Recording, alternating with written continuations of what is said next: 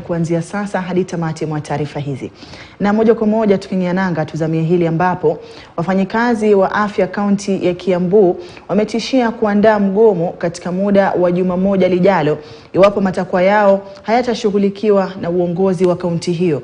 Wameelezea kukerwa na matamshi ya gavana wa kaunti hiyo Kimani wa Matangi, ambaye amesema kwamba dawa zimekuwa zikiibwa kwenye hospitali za umma kaunti ya Kiambu.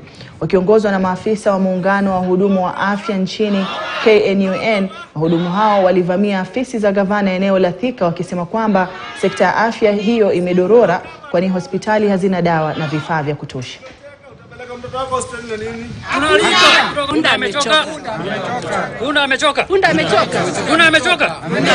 A question of using health workers as scapegoats.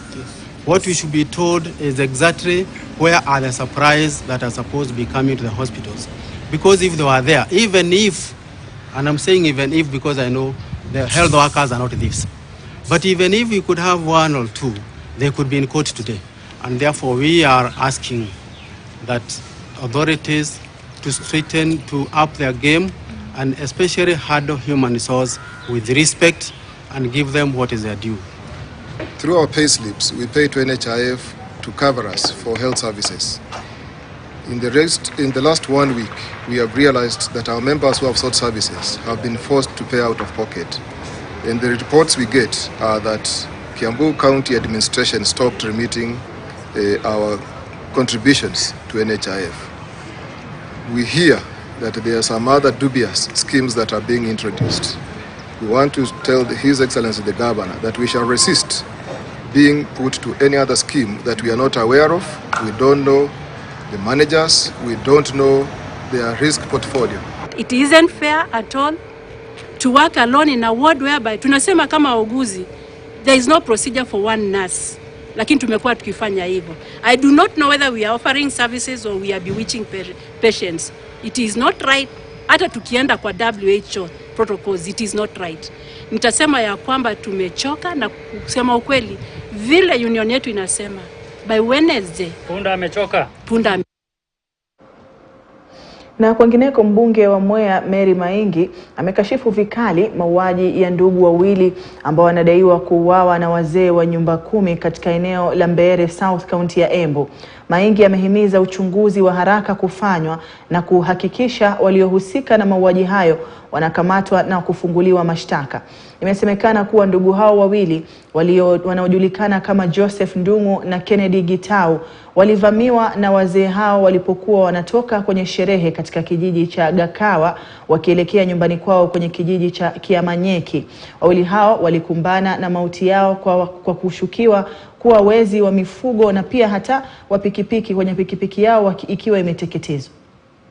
Watu wanajiita nyumba 10 wa kutoka Mbeere South. Those are the people who killed them with pangas, armed with pangas and rungus, and lynched them. And I am calling on the investigative agencies, the police. I am calling on you. Let's have justice served for our kids. We cannot have human life being taken the way it is taken. We are sad, and we are calling on you to serve justice. Please do what you have to do. And for the people of Nyumba Kumi, whether you are in Mbeere or you are in Mwea, you have no right to take the law unto your hearts. There are people who are charged with that. The law is there and the law must be followed. Tukisalia kwenye masuala ya usalama, waziri wa usalama Profesa Kithure Kindiki anaendeleza ziara yake katika kaunti ambazo zimekuwa zikishuhudia utovu wa usalama ili kuhakikisha kwamba amani na usalama unadumishwa. Hii leo amezuru kaunti ya Laikipia na kuhutubia wananchi katika eneo bunge la Kipipiri. Kwanza, we must agree as the county and sub-county regional, county and sub-county security teams. We must agree on targets.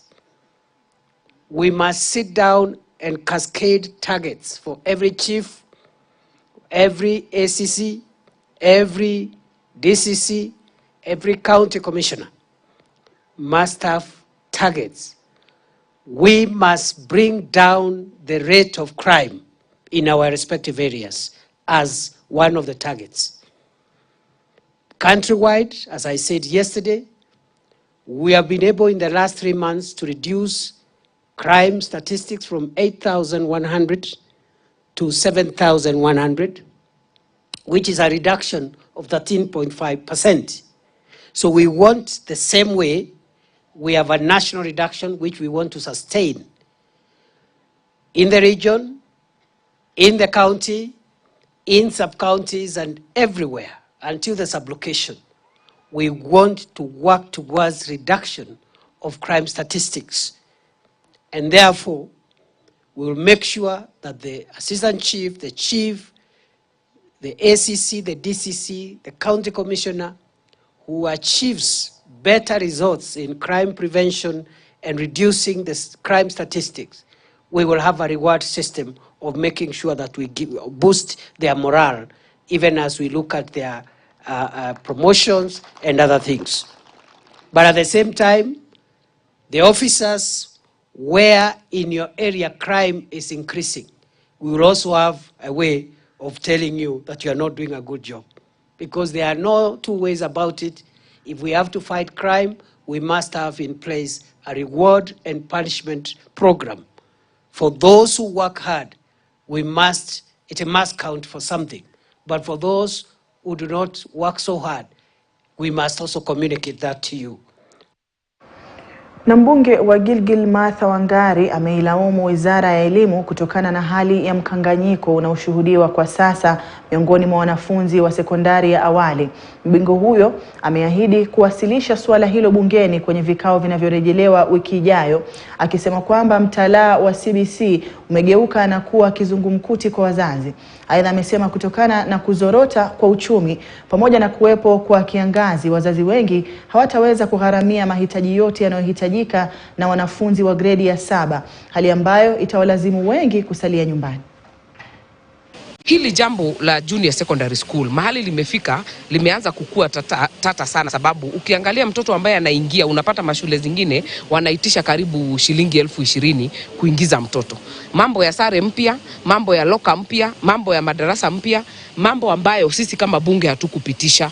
Na kile ningetaka kusema ni kwamba Ministry of Education isifanye legislation through the back door. Wacha hizi regulation zote zipitie kwenye kamati ya delegated legislation kwenye bunge, ipitishwe hapo, iletwe kwa nyumba mzima ama kwa plenary tupitishe. Sababu ukiangalia mzazi ambaye ako na form 1 na ako na mtoto wa grade 6, unapata sio wote wanaweza kupeleka shule pamoja. Uko na mtoto wa form 1 na uko na mtoto wa junior secondary school. So jambo ambalo tungetaka kusema ni kwamba vile tuliteta last time, sababu walikuwa wamesema iende secondary school. Ukiangalia hii Gilgil iko na 75 primary schools na 36 secondary schools. Watoto wengi wangetembea mbali ama wakose kwenda shule kabisa sababu ya ile distance ambayo watakava. Tukasema wabaki kwa primary school. Sasa tunasema wacha ile uniform huyu mtoto alikuwa anasoma nayo, asonge nayo grade 6. Wacha hii mambo ya kusema mtoto wa grade 6 avae trouser na mtoto wa standard 7 na 8 anavaa kaptula ama anavaa short. Itakuwa ikileta psychological trauma kwa hawa watoto wetu. Wacha watoto wasonge vile wako, ile dawati ako nayo asonge nayo, na zile tunaweza kufanya kwa CDF tusaidiane. Lakini wale watoto wa grade 6 already tumeleta confusion. Tuliwaambia hawatafanya mtihani wa kugrediwa, wamefanya. Tukasema watagrediwa, wakachagua mashule, wakarudishwa primary. Hiyo confusion ina affect mtoto wa grade 6 kwa kiwango kikubwa. Kwa hivyo bunge tunafungua wiki ijayo. Kama kuna jambo ambalo litakuwa la dharura ni mambo ya education. Sababu tukimess mambo ya education, basi hatutakuwa na kizazi. Kwenye taarifa sawia, foleni ndefu za wazazi zilishuhudiwa katika eneo bunge la Juja, kaunti ya Kiambu, kila mmoja akimtafutia mtoto wake ufadhili wa elimu kutoka kwenye mgao wa kima cha shilingi milioni 50. Wazazi wengi katika eneo bunge hilo walielezea kuridhishwa kwao na nyongeza ya fedha za ufadhili wa elimu kutoka kwa shilingi 2,500 hadi shilingi 8,000 kwa kila mwanafunzi. Wamesema nyongeza hiyo itatoa afueni kwa wazazi ambao wanahangaika kwa sasa na mzigo wa karo.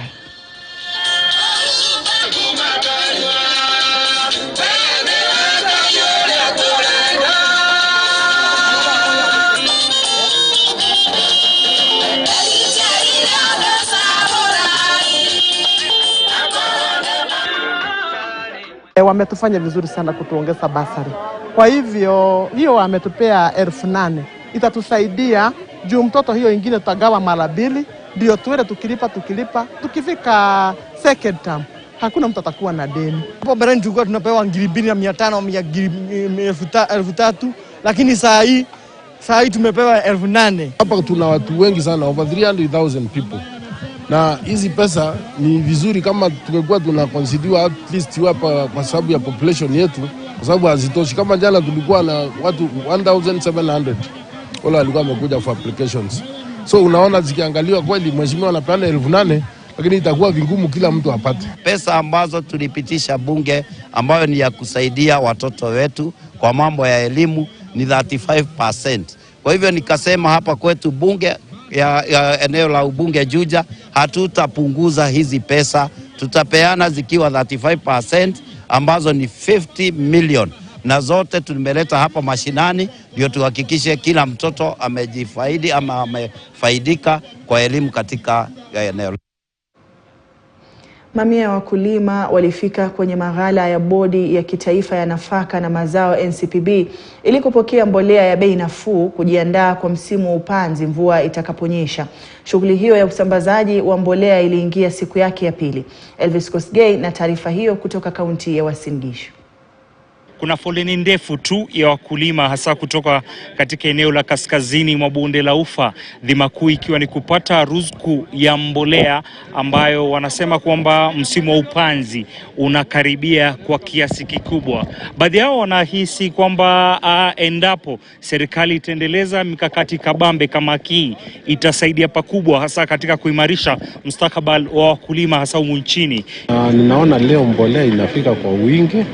Mi already nishapata yangu na ngojea tu kwenda kuchukua saa hii kwa stores ya serious hapa hivi. So kitu yenye ningetaka tu serikali atusaidie, at least ifungue makala zingine huko nje, so hatutakuwa tukikuja huku kuchukua, tukue tukipata kama unataka yako 2 ama 5 ama 10 unapata huko mashinani. Asante kwa hayo, mimi nashukuru kwa ile mbolea imefika leo kwa wakati mzuri.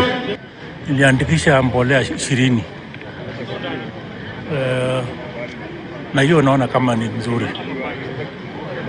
Na vile tumefika hapa tunaona laini nenda mzuri. Tunaomba tu tuongezewe magarani ili watu watu wakulima wamaliziwe waende manyumbani. Hiyo tunafurahia vile inafanyika.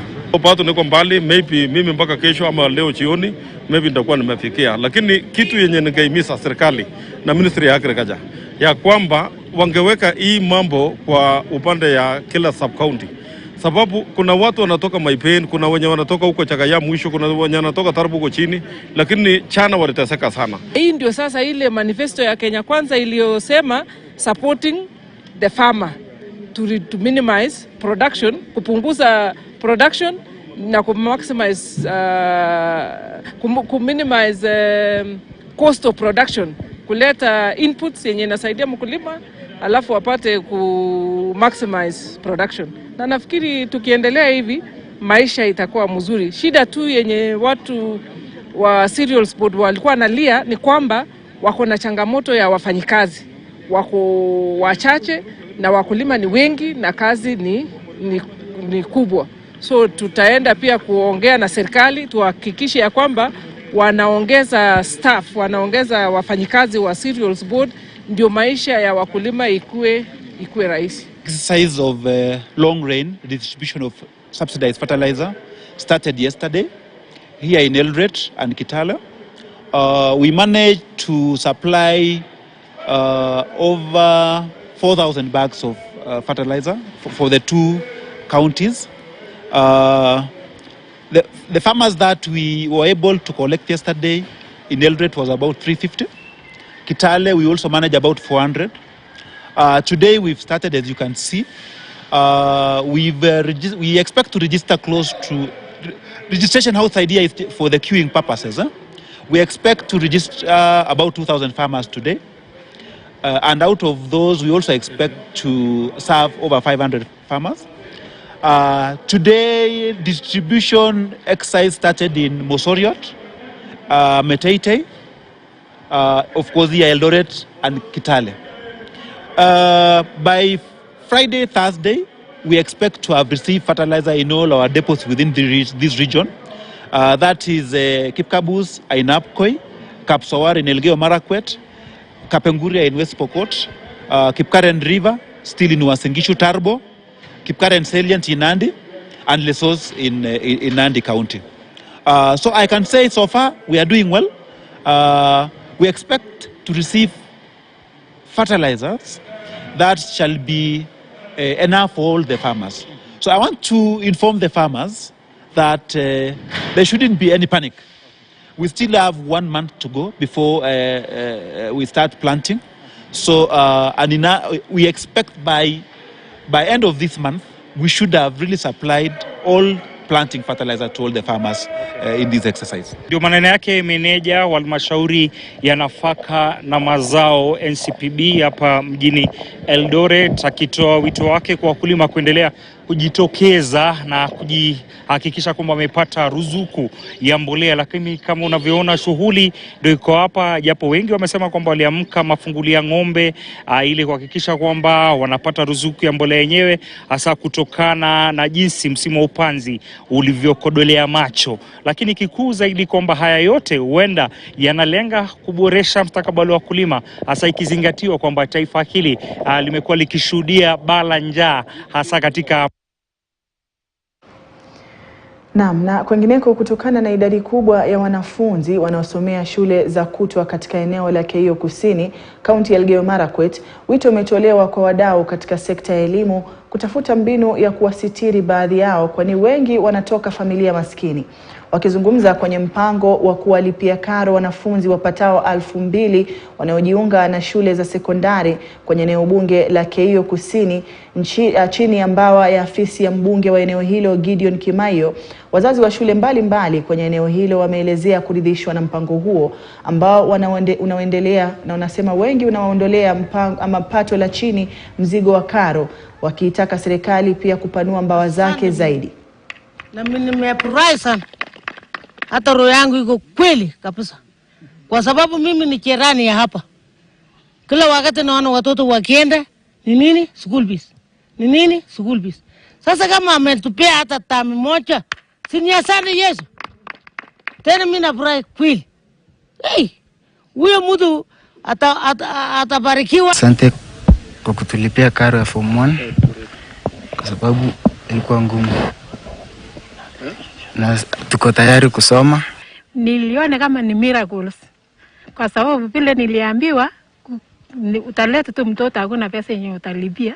Nikauliza mara mbili lakini nashukuru Mungu. It's really great support to them, because I would give an estimate of almost up to 80% of the parents here are not in a position to actually clear their fee by the end of the year. Kabletingi Mixed Day Secondary School has 780 students. This time we have been given 264 months against our capacity of 160. But when Mr. Songo came here and told us that Form 1 going forward, we leave that burden to him. Serikali imeanza kuwashirikisha viongozi maeneo ya mashinani, wabunge pamoja na mashirika mengine yasiyo ya serikali katika kukabiliana na maambukizi ya virusi vya HIV, mimba za mapema pamoja na dhuluma za kingono na jinsia, haswa miongoni mwa vijana. Akizungumza baada ya kumpokea mkurugenzi mkuu wa shirika la Umoja wa Mataifa linalokabiliana na virusi vya ukimwi UNAIDS, Winnie Mbanyima, naibu rais Rigathi Gachagua alisema ongezeko la visa vya changamoto hizi tatu haswa miongoni mwa vijana ni tishio kubwa kwa taifa.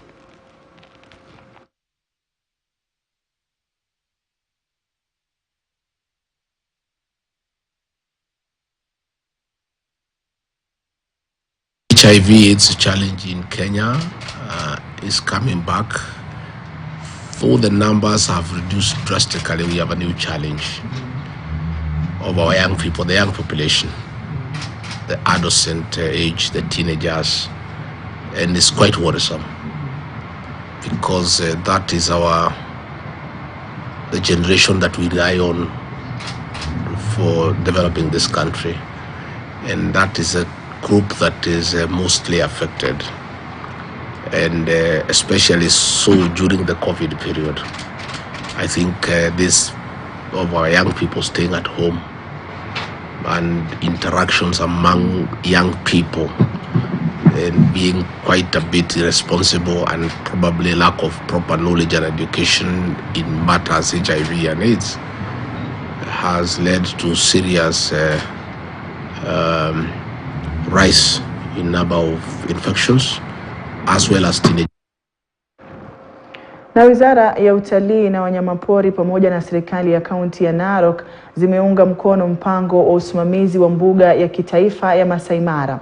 Serikali ya kitaifa pamoja na serikali ya kaunti ya Narok zimekiri kwamba mpango huo ndio njia ya kipekee ya kuboresha utalii kwenye eneo hilo. Haya yanajiri baada ya kubainika kwamba kuwepo kwa kiangazi, uharibifu wa misitu huo na vile vile mabadiliko ya hali ya anga pamoja na kukosa kutekelezwa kwa mpango huo ni baadhi ya changamoto zinazoendelea kuathiri mbuga hiyo ambayo ni kivutio kikuu cha watalii nchini. The drought is biting everywhere, like we all know. We are trying to do some mitigation and build resilience, and one of the things that we are keen on is water for wildlife, because that is the major reason why they are getting out to go and find water within human settlement. But we all agree that we need to plan better. We need more resources allocated to wildlife, and not just because they're wildlife, because they also are a big source of revenue. So we need to conserve the wildlife. There has been a lot of, encroachment, particularly on these big ranges, and people are fenced. But with the new plans that we have, we want to, as a conservancy, continue to expand. We want to take more land because we need more land for wildlife. And again, there is this leasing program where now individuals are leasing land to the conservancies so that we can allow room for wildlife. It is an issue that we are struggling with, but again, with the help of the Ministry of Tourism and Wildlife, we are all collaborating to see how we can protect those areas that are currently under threats for wildlife. Ni pigo kwa wakilishi wadi wa wadi ya kaunti ya Murang'a baada ya mahakama ya Murang'a kufutilia mbali hatua ya wawili hao kupewa nafasi kama wakilishi wadi maalum. Ombi la wawili hao kufutiliwa mbali lilikuwa limewasilishwa na wakazi watano kwa madai kwamba uteuzi wao haukufuata utaratibu unaofaa, kwani hata hawakuwa wamesajiliwa kama wapiga kura katika kaunti hiyo. Watano hao waliambia mahakama kuwa walinyimwa nafasi ya kuteuliwa huku majina yao yakiondolewa. Uamuzi wetu kwa koti tunataka kuwauliza ikiwa watu wawili walitolewa na tuko na watu wengine walibaki. Tunataka kuambia koti tunataka kwenda court of appeal ndio hii list yetu iwe na justice. Chief Justice retired alituambia ya kwamba the end result should be as good as the process itself. Je, pale katika ile process ya kuwateua wale na MC ambao wako pale ambao wanasimamia walemavu, ndio hiyo tu process ambao ilitumika kuteua wale foreigners ambao walikuwa wameletwa katika kaunti yetu ya Murang'a. Je, how comes process ya kuwateua wale walemavu ni tofauti na yenye ilitumika kuteua hawa ambao ni foreigners? Sisi kulingana na uamuzi wetu tunaona ni haki tuende kwa apili, sababu kulingana kama hiyo case, kama hao watu wawili wamepatikana illegally, kwa hiyo nini hawakuwa imefanyika vizuri, tunaona hiyo list yote ikuwe nullified. Ndio hiyo participation, public participation ifanyike, ndio tutoke hapa tukiwa ati hiyo list ilifanyika, na ndio kila mtu akuwe akona freedom na asikie kweli huru na haki imetendeka. Kenya imepiga hatua katika vita dhidi ya ukeketaji wa wasichana, wakati idadi hiyo inayokeketwa ikiripotiwa kupungua katika 38%. Itakuwa tunakujuza mengi zaidi kuhusiana na taarifa hii.